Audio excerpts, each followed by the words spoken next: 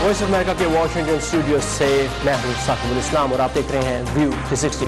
आज के शो में शाम में होने वाले कीमियाई हमले के बाद अमरीकी रद्द-ए-अमल, वाशिंगटन में गुफ्तगू का महवर, पाक अमरीका ताल्लुकात में हालिया तनाव में किसका पलड़ा भारी, और अफगानिस्तान में तालिबान के हमले में गवर्नर की हलाकत के बाद अफगान इंतजामिया की जवाबी कार्रवाई। प्रोग्राम में और भी बहुत कुछ शामिल है, देखते हैं उसके एक झलक।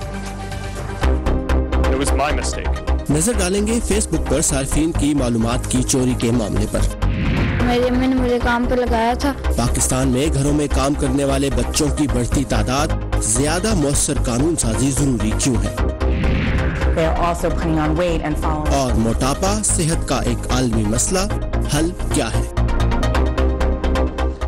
व्हाइट हाउस का कहना है कि अमेरिका और इसके इत्तेहादी ममालिक शाम में हालिया मजालिम पर सख्त रद्द-ए-अमल पर गौर कर रहे हैं और इस हवाले से कई ऑप्शंस मौजूद हैं। सदर ट्रंप ने बुध को अपने ट्विटर पैगाम में कहा था कि शाम पर मिसाइल दागे जाएंगे। उनका ये कहना रूस की उस धमकी के रद्द-ए-अमल में था कि शाम पर दागे जाने वाले अमरीकी मिसाइलों को मार गिराया जाएगा, लेकिन व्हाइट हाउस के एक तर्जमान के मुताबिक सदर ने शाम पर हमले के लिए अब तक कोई वक्त तय नहीं किया है। मजीद जानते हैं हमारे नुमाइंदे अमान हजरत से, जो इस वक्त कैपिटल हिल पर मौजूद है। अमान, सदर ने आज फिर इस मामले पर बात की है, क्या तफसीलात हैं? कुछ बैकग्राउंड, क्योंकि ये जो आज का जो तनाव है हालात के अंदर, वो शाम के कस्बे दुमा पर होने वाले मुबैना कीमियाई गैस हमले के बाद पैदा हुई है, जिसकी दोनों रूस और अमेरिका ने मुलविस होने की तरदीद की है। और उसके बाद मजीद मामला तनाव का शिकार उस वक्त हुए जब बुध को सदर ट्रंप ने ये ट्वीट की कि वो शाम पर मिसाइल अमेरिका शाम पर मिसाइल दागेगा। और उसके बाद से अब तक हम देख रहे हैं कि तासुर ऐसा मिला कि जैसे मामला यकीनन शाम में एक फौजी तसादुम की तरफ जा रहे हैं। लेकिन फिर कल बुध को व्हाइट हाउस की जानिब से और आज सुबह सदर ट्रंप की जानिब से एक ताज़ा तरीन ट्वीट की गई, जिसमें उन्होंने कहा कि उन्होंने कभी नहीं कहा कि यह हमला शाम पर कब होगा, हो सकता है जल्द हो सकता है ना हो। तो लगता है ऐसे कि जिससे मामलात की एक नहज कम की जाने की कोशिश की जा रही है, लेकिन इसके बावजूद अमेरिका और उसके इत्तेहादी ममालिक जिसमें फ्रांस और बरतानिया शामिल हैं, एक कोऑर्डिनेटेड ये तो हमने देखा अमान। और आज कैपिटल हिल पर नामजद अमरीकी वज़ीर ख़ारजा माइक पॉम्पियो की तैनाती की कंफर्मेशन हियरिंग भी है। उन्हें किस किस्म के सवालात का सामना होगा? जी बिल्कुल, आप ठीक कह रहे हैं। कैपिटल हिल पे आज एक मसरूफ दिन होगा, क्योंकि माइक पॉम्पियो सेनेट के पैनल के सामने पेश होंगे। ये बाई पार्टीजन पैनल है, जिसमें डेमोक्रेट्स भी होंगे, रिपब्लिकन्स भी होंगे, और खुसूसन तवक्को की जा रही है कि उन्हें डेमोक्रेट्स की जानिब से सख्त सवालात का सामना करना पड़ेगा, और खुसूसन ये कि वो ये बताएं कि वो बतौर सेक्रेटरी खारजा और वाशिंगटन के टॉप डिप्लोमेट के तौर पर अपनी अहलियत को किस तरह साबित करेंगे। उसके अलावा आप जानते हैं कि इस वक्त जो मामला बैनुल-अक़वामी जो तनाज़ात हैं, उसमें वो सदर ट्रंप की जो खारजा पॉलिसी है उसको डिफेंड करने का भी उनके ऊपर दबाव होगा। उसके अलावा ये कि वो स्टेट डिपार्टमेंट को आज के हालात में कैसे लीड करेंगे। सो ये तमाम मुतवक्कुआत हैं जो कि आज की पैनल हियरिंग में मुतवक्को हैं। बाकी देखते हैं कि आज सुबह सदर ट्रंप ने, मैं याद कराता चलूँ, आज सदर ट्रंप ने सुबह एक ट्वीट भी की जिसमें उन्होंने कहा कि वो एक ज़बरदस्त सेक्रेटरी खारजा साबित होंगे। जी बिल्कुल, अमान अजहर हमारे साथ थे कैपिटल हिल से। Thank you Aman for these updates. और इस्लामाबाद में एक अमरीकी सफारतखार कर्नल जोसेफ इमानुएल हॉल की गाड़ी की टक्कर से हलाक होने वाले नौजवान अतीक बेग के लाहिकीन ने इस्लामाबाद हाई कोर्ट में पटिशन दायर की है कि कर्नल जोसेफ का नाम एग्जिट कंट्रोल लिस्ट में डाला जाए। अतीक बेग के वालिद मोहम्मद इदरीस ने वॉइस ऑफ अमेरिका के नुमाइंदे नासिर महमूद से बात करते हुए कहा है कि अब तक ना तो हुकूमत और ना ही अमरीकी सफारतखाने के किसी अहदेदार ने उनसे रब्ता किया है, और उनके ख़ानदान की जानिब से खून बहा कबूल करने की खबरें बेबुनियाद हैं। खून बहाव जो है, लेकिन उसका ये होता है कि कोई बंदा किसी के पास आता है ना, वो करता है जनाब कि मुझसे ये गलती हुई है या हम ऐसा करते हैं, फिर 10 बंदे बैठते हैं, परिया बैठती है, उसके बाद जो काम होता है फिर होता है। हमारे पास तो कोई बंदा भी अभी तक नहीं आया उनका, तो ना ही हमने इस बारे में कुछ सोचे। तो हम एहतजाज तो यही करना चाहते हैं कि वो उसको छोड़ा क्यों है, उसके बाद उसको पकड़ें, सजा दें। और इस वाक़े के बाद अमेरिका और पाकिस्तान के आला हुक्काम के दरमियान इस्लामाबाद और वाशिंगटन में होने वाली हालिया कुछ मुलाकातों से तासुर मिला है कि दोनों मुल्क ताल्लुकात में तनाव कम करने की भरपूर कोशिश में है। ऐसे में इस्लामाबाद में एक अमरीकी सफारतकार की गाड़ी की टक्कर से होने वाला ये वाक़या और एक पाकिस्तानी शहरी की हलाकत सूरत हाल को एक बार फिर से पेचीदा कर रही है। वाशिंगटन में जनूबी एशियाई अमूर के माहिर शुजा नवाज ने वाशिंगटन में वॉइस ऑफ अमेरिका के नुमाइंदे नदीम याकूब से बात करते हुए इस वाक़े को ताल्लुकात की मौजूदा नौयत के दरमियान में एक मुश्किल पेशरफ्त करार दिया है और उनका कहना है कि ऐसे में पाकिस्तानी हुक्काम के लिए इसी माह वाशिंगटन में IMF से कर्जों की बातचीत आसान नहीं होगी। अच्छी बात तो ये है कि ज़्यादा बुरे नहीं हुए अभी, और हो सकते हैं और शायद हो भी जाए, इसलिए कि अभी फाइनेंशियल एक्शन टास्क फोर्स का जून में एक मीटिंग होगी। उससे पहले IMF के साथ इस अप्रैल में स्प्रिंग मीटिंग्स वाशिंगटन में जो है, इसमें पाकिस्तान का वफ्द जो आएगा वो बातचीत करेगा प्रिलिमिनरी तौर पे कि एक IMF प्रोग्राम, क्योंकि पाकिस्तान को बहुत अशद ज़रूरत है असिस्टेंस की, फाइनेंशियल असिस्टेंस की। लेकिन IMF का ये है कि बातचीत शुरू करेंगे, वो इस हुकूमत के साथ फैसला नहीं कर सकते, और IMF इस दफ़ा कंडीशंस जो है उनकी ज़ाहिर सख्त होंगी। अमरीकी हुक्काम पाकिस्तान से दहशतगर्द गिरोहों के खिलाफ सख्त कार्रवाई का मुतालबा करते रहे हैं और उनका कहना है कि पाकिस्तान ने अब तक दहशतगर्द गिरोहों के खिलाफ उस तरह के ठोस इकदाम नहीं किए जिनकी अमरीका पाकिस्तान से तवक्को करता है। और दूसरी तरफ अफगानिस्तान के जनूब मशरकी सूबे गजनी में आज सुबह तालिबान के हमले में गवर्नर समेत 7 पुलिस अहलकार हलाक जबकि 9 जख्मी हो गए। हमला सुबह सवेरे डिस्ट्रिक्ट ख्वाजा उमरे में गवर्नर की रिहाइशगाह और पुलिस चेक पोस्ट पर हुआ। हमलावरों ने अमलाक को आग भी लगाई। सूबाई पुलिस के सरबराह के मुताबिक बरवक्त इमदादी कार्रवाई करके तालिबान को इलाका छोड़ने पर मजबूर कर दिया गया है। मुकामी इंतजामिया ने जवाबी हमले में 27 तालिबान जबकि तालिबान ने हमले में 20 पुलिस एहलकारों और 3 तालिबान जंगजुओं की हलाकत का दावा किया है। अफगान ज़राए अबलाग के मुताबिक 15 सिक्योरिटी एहलकारों की हलाकत की रिपोर्ट है। तालिबान ने इस हफ्ते के दौरान गजनी के 2 अजला पर कब्जे की कोशिश की थी मगर वो कामयाब नहीं हो सके। और दुनिया की सबसे बड़ी सोशल नेटवर्क कंपनी फेसबुक के CEO मार्क ज़करबर्ग ने दूसरे रोज़ भी तकरीबन 6 घंटे तक साल 2016 के अमरीकी इंतखाबात में सार्फिन के ज़ाती डाटा के सियासी मकासद के इस्तेमाल के बारे में अमरीकी अरकान कांग्रेस के 23 सवालों का सामना किया। गुज़श्ता रोज़ उन्होंने कहा था कि उनके इदारे की कोशिश होगी कि इस साल के दौरान पाकिस्तान, भारत और अमरीका समेत कई मुल्कों में होने वाले इंतखाबात की शफाफियत मुतासर ना हो। फेसबुक के इस्तेमाल के बारे में अमेरिका ही नहीं पाकिस्तान में भी सोशल मीडिया इस्तेमाल करने वाले सार्फिन अपनी राय का इजहार करते रहते हैं। हमारे फेसबुक पेज पर मोहम्मद अतर सईद मुगल ने लिखा है कि इस बात से मालूम होता है कि फेसबुक, सोशल मीडिया और दूसरे मीडियाज़ वगैरह किसी भी मुल्क की हुकूमत को बदलने में असरअंदाज हो सकते हैं। फेसबुक एक ऐप है, इस पर अमेरिका कौन होता है कि पाकिस्तान में इलेक्शन हो और उनकी टीम एक्शन करे। अबू ज़र मेहदी ने कहा कि सिस्टम के सामने मार्क भी जवाबदेह है, क्या ज़बरदस्त मिसाल है। जबकि अब्दुल शकूर का कहना था कि हम फेसबुक के साथ हैं, ये हमारे वक्त में अबलाग का एक अहम ज़रिया है। और पाकिस्तान में मौसीकी की एक कामयाब वेबसाइट पटारी के बानी जिनसी हरास के इल्ज़ामात की जद में है। इस बारे में मज़ीद तफसीलात आप पढ़ सकते हैं हमारी वेबसाइट urduvoa.com पर एक आर्टिकल में जिसका उन्वान है क्या मर्दों को ना का मतलब नहीं मालूम। और आप हमारे प्रोग्राम व्यू 360 में शामिल रिपोर्ट्स और वॉइस ऑफ अमेरिका के रेडियो प्रोग्राम भी हमारी इस वेबसाइट पर सुन सकते हैं और देख सकते हैं। और पाकिस्तान में घरों में काम करने वाले बच्चों की बढ़ती हुई तादाद और उनके हुकूक के लिए ज़्यादा मौसर कानून साजी क्यों ज़रूरी है, इस पर बात करेंगे एक एक्टिविस्ट से प्रोग्राम में आगे चलकर। लेकिन इससे पहले देखते हैं कुछ अहम बैनुल अक़वामी खबरें आज के वर्ल्ड व्यू में। गजा में इसराइली फिजाई हमले में फलस्तीनी ग्रुप हमास का एक जंगजू हलाक और एक शख्स जख्मी हो गए हैं। इसराइल ने हमले की तस्दीक करते हुए इसे जवाबी कार्रवाई करार दिया है। दूसरी तरफ होलोकॉस्ट की याद में इसराइल में 2 मिनट की खामोशी इख्तियार की गई। IMF की सरबराह क्रिस्टीन लगार्ड ने चीन को उसके आलमी तिजारती इंफ्रास्ट्रक्चर प्रोजेक्ट के जरिए दीगर मुल्कों पर कर्जों का बोझ बढ़ाने से खबरदार किया है।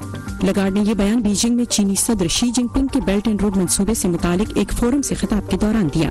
$1 खरब का ये मंसूबा एशिया से अफ्रीका और यूरोप तक कई मुल्कों का अहाता करता है। कीमियाई हथियारों की रोकथाम का आलमी इदारा बरतानिया में साबिक रूसी डबल एजेंट की हलाकत से मुतालिक तहकीकात पर अपना बयान जारी करने जा रहा है, जिसे जहर देकर हलाक किया गया। इदारे ने बरतानी हुकूमत की दरख्वास्त पर रूसी एजेंट सरगई स्क्रिपल और उसकी बेटी को जहर देने के वाक़े की आज़ादाना तहकीकात की है। एक अंदाजे के मुताबिक 74% वर्कफोर्स का ताल्लुक गैर रस्मी शोबों से है। इनमें एक बड़ी तादाद घरेलू मुलाजमीन की भी है, जिनमें कम उम्र बच्चे और बच्चियां शामिल हैं। अगर जबरी मुशक्कत जुर्म है तो ये बच्चे और बच्चियां लोगों के घरों में दिन रात क्यों काम कर रहे हैं, इस बारे में आइए देखते हैं लाहौर से ये रिपोर्ट।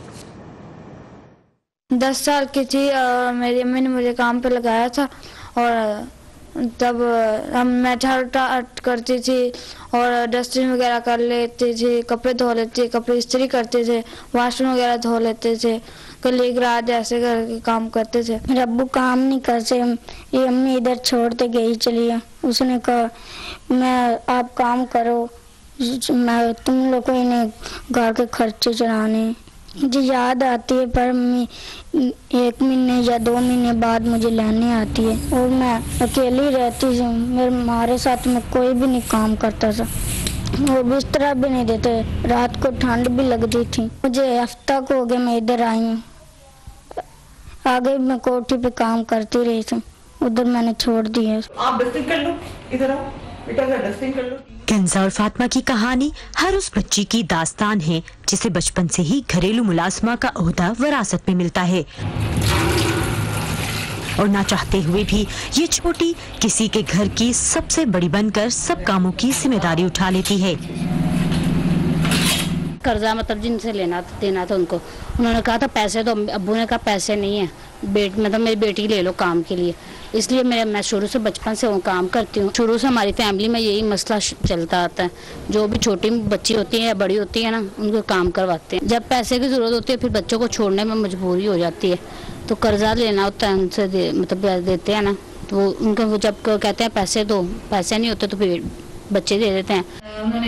रोज बरोज तशद्दुद, ज्यादती और कत्ल के वाकयात सामने आने के बावजूद कम उम्र घरेलू मुलाजिमीन की तादाद में कोई कमी देखने में नहीं आई। इन घरेलू मुलाजिमीन के हकूक के लिए काम करने वाली तंजीमों का सबसे बड़ा चैलेंज ही इन कुल वक्ती मुलाजिमीन को वर्कर्स तस्लीम कराना है। पॉलिसी बनी हुई है, उसकी इम्प्लीमेंटेशन का फ्रेमवर्क नहीं बना। पॉलिसी अप्रूव हो गई, 2015 में अप्रूव हो गई थी और वो पंजाब की लेबर पॉलिसी का हिस्सा भी थी। अब सिंध जो है उस पर लेजिस्लेशन डोमेस्टिक वर्कर्स पे लेकर आ रहा है। पंजाब की लेजिस्लेशन जो है वो होपफुली प्रेजेंट हो जाएगी। पंजाब हुकूमत ने होम बेस्ड वर्कर्स का सर्वे किया है, इसी तरह डोमेस्टिक वर्कर्स का भी वो सर्वे करें ताकि हमारे पास किन किन पॉकेट्स में ये लोग हैं वो हमारे सामने पूरी निशानदेही हो और फिर उसके बाद उस पर एक कॉम्प्रिहेंसिव प्लान ऑफ एक्शन बनाया जा सके। डोमेस्टिक वर्कर्स के हकूक का कानून मंजूरी के मराहिल में है, जिसमें बच्चों की जबरी मुशक्कत पर पाबंदी होगी। काम करने के औकाते कार और तनख्वाह को दायरा कार में लाया जाएगा और उम्मीद की जा रही है कि हरासा किए जाने के वाकयात में भी कमी आएगी। घरों में काम करने वाली बच्चों के हकूक़ के बारे में हमने रिपोर्ट देखी और इन बच्चों के हकूक़ के बारे में मज़ीद बात करेंगे बच्चों के हकूक़ के लिए काम करने वाले कारकुन अनीस जिलानी से, जो इस्लामाबाद से बज़रिया स्काइप हमारे साथ हैं। Anees, welcome to view 360। ये रिपोर्ट आपने देखी और सुनी, और अब पाकिस्तान में बच्चों से मुशक्कत कराने के ख़िलाफ़ कानून मौजूद है, तो ये कानून घरों में काम करने वाले बच्चों पर लागू क्यों नहीं होता?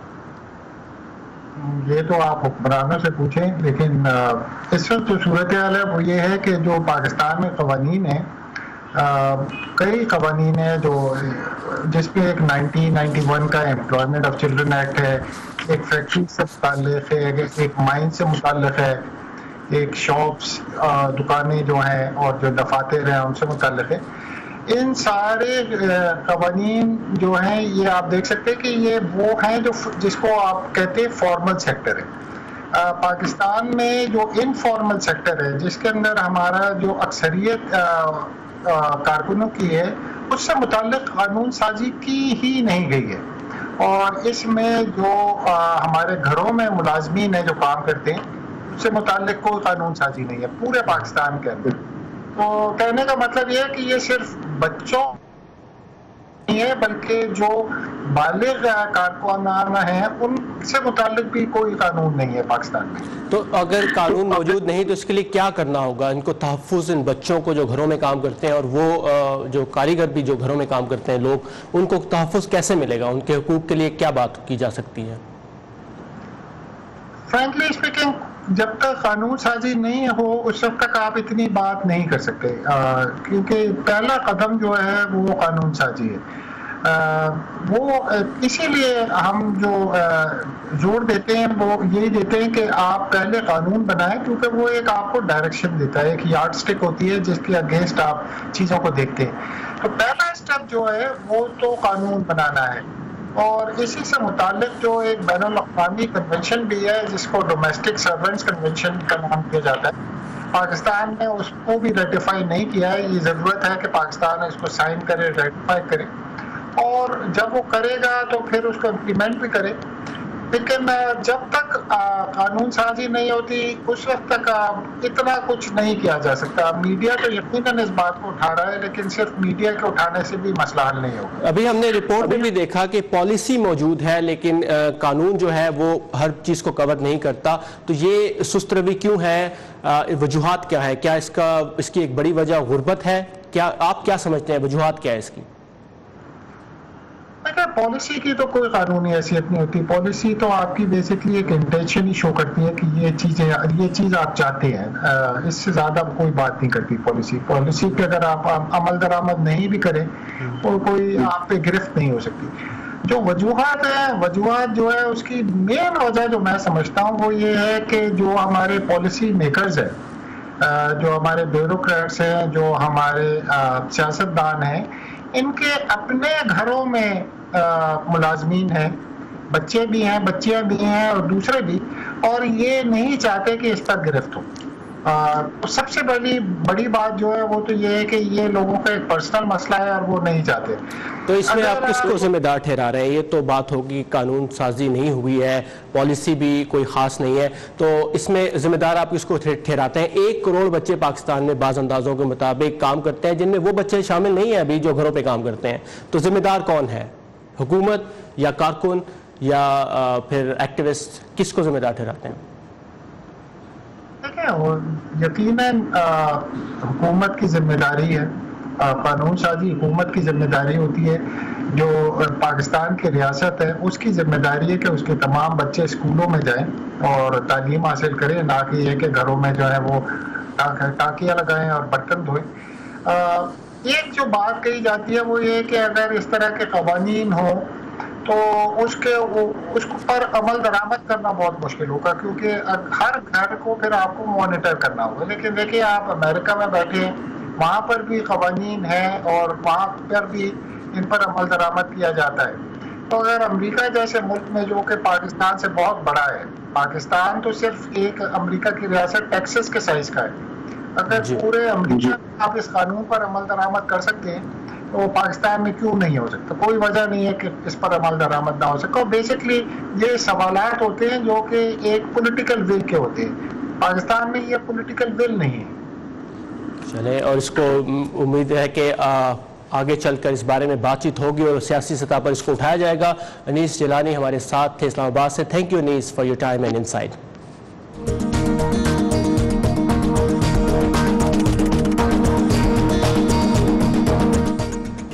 کیا آپ جانتے ہیں کہ وزن کی کمی کے باعث اتنی ہلاکتیں نہیں ہوتے جتنی وزن کی زیادتی کی وجہ سے؟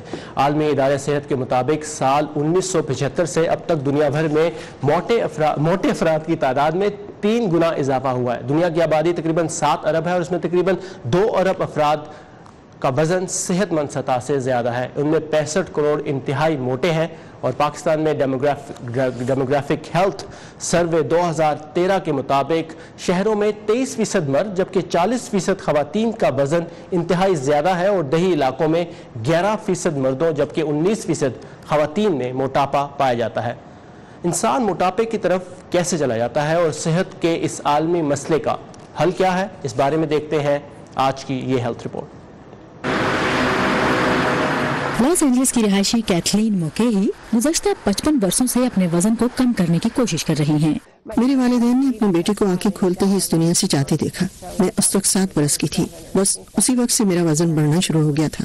میں 12 برس کی تھی جب میری والدہ چل بسیں. تب میرا وزن اور تیزی سے بڑھا. وہ اکیلی نہیں، ترقی پذیر اور شہری علاقوں میں موٹاپا تیزی سے بڑھا ہے. Fast food,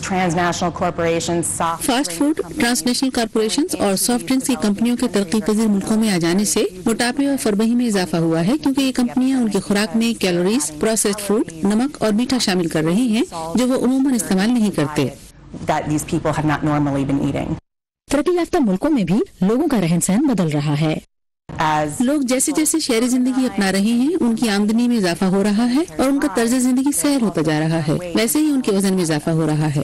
psycho therapist Dana Solomon कहती हैं कि आलमी सतह पर वजन बढ़ने की और भी कई वजूहात हैं।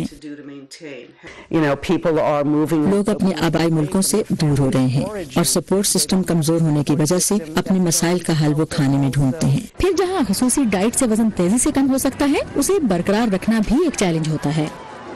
बाद जायजों में पता चला है कि वजन कम होने के बाद उसे बरकरार रखने में पौधों से हासिल की गई ग़िज़ा फायदेमंद रहती है। इस बात से कता नजर कि आप क्या खा रहे हैं, डाना इस बात पर तवज्जो देती हैं कि वजन कम करने के बाद इस शख्स की खाने की आदत को तब्दील किया जाए और मुकेही जैसे अपने दूसरे कस्टमर्स को इस बात का आदी किया जाए कि वो खाने से कभी ये देखें कि वो क्या खा रहे हैं। मुकेही के लिए ये हिकमत अमली कारगर रही, जो गुज़श्ता 3 वर्षों से अपना वजन काबू में रखे हुए हैं। इससे आपको तकमील, ताकत और तमानियत का ऐसा एहसास होगा जिसका इतलाक आप जिंदगी के किसी भी मैदान में कर सकते हैं। वजन को काबू में रखने से न सिर्फ आप अच्छे लगते हैं, बल्कि ये इसके साथ साथ दिल के दौरे, ज़ियाबीतस और कैंसर की कई अक़साम से आपको दूर रखता है। एलिज़ाबेथ ली के साथ सादिया असद, उर्दू VOA। ये था आज का व्यू 360। अपनी राय और तजावीज़ देने के लिए आइए हमारे फेसबुक पेज facebook.com/VO उर्दू पर, और ताज़ा तरीन खबरों के लिए फॉलो कीजिए हमारा Twitter handle @UrduVOA। Saqib ul Islam को इजाज़त दीजिए। Have a nice evening.